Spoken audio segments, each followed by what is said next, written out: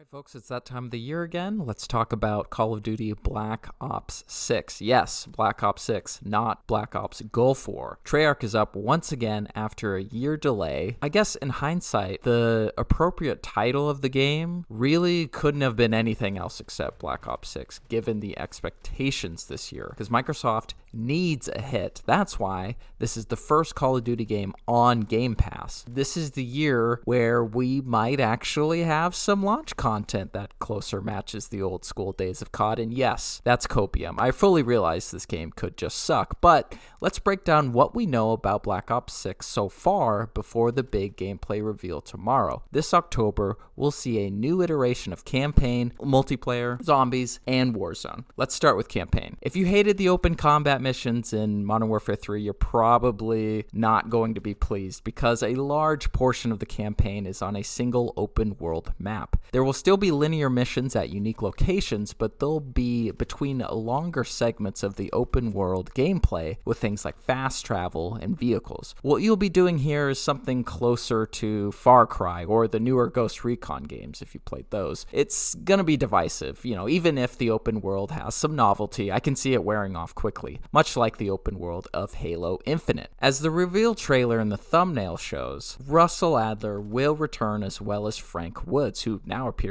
in a cutscene before a Warzone match begins. Much like the older Black Ops games, this game appears to be covering events like Black Hawk Down, 9/11, the invasion of Afghanistan, and the Iraq War. The teaser trailer has shown period-accurate characters, take notes Assassin's Creed, such as Bill Clinton and George H.W. Bush, but will it be good? Personally, I enjoyed Cold War's campaign, and Treyarch was given a fairly short timeline for it, so logic would point to this one being just as good, if not better, due to the increased development time. On to multiplayer, it's gonna be the same old, same old. So modes, you got 6v6 and a large-scale player count mode like Ground War. That's a safe bet based on what we saw from Fireteam mode in Cold War. We'll also see theater mode return at launch, which I think is good for capturing gameplay after a decent match or, when you just hit a cool clip.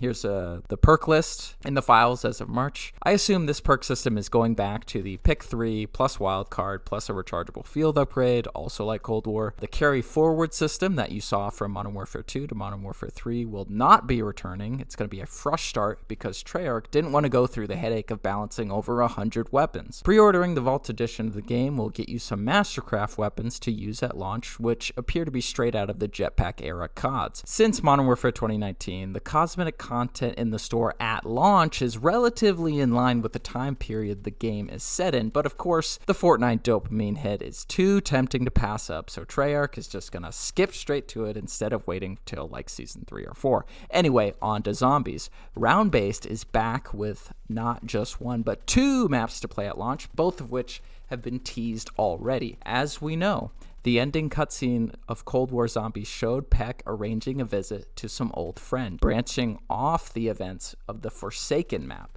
So the first round-based experience in BO6 Zombies is an island map out somewhere in the Pacific Ocean. There are traps on the map that so far include arrow traps, a ship with cannons, and tentacles that can grab and crush zombies unfortunate enough to walk by. There will be a port, an underground cell block, and a lab accessible via tube elevator. The second map was actually teased in Modern Warfare 3 Zombies by listening to audio logs in the Dark Aether area. Miller recalls her hometown under siege from the undead, and the new Richtofen, the director of Requiem, covered it up. So, Miller's hometown, Liberty Falls, West Virginia, will be the second round-based experience in Black Ops 6 Zombies. The map will have a wonder weapon quest, there will be mini objectives, some pointing towards the return of normal enemy AI with guns, which is something that has been polarizing throughout most of zombie mode history. Other things to note include an early access period to Zombies for those who pre-order, which is a nice change of pace considering all the pre-release stuff from COD has been pretty much multiplayer exclusive. The jet gun will return, exfils are coming back, but most importantly, gobblegums from BO3 are returning. These really have brought tons of variety into the gameplay loop of Zombies, but I think they have to be earnable at a faster rate than BO3. Perhaps completing a certain endgame objectives and high rounds could earn extra spins. I don't know. This would give players more incentive to get better at the game. Of course,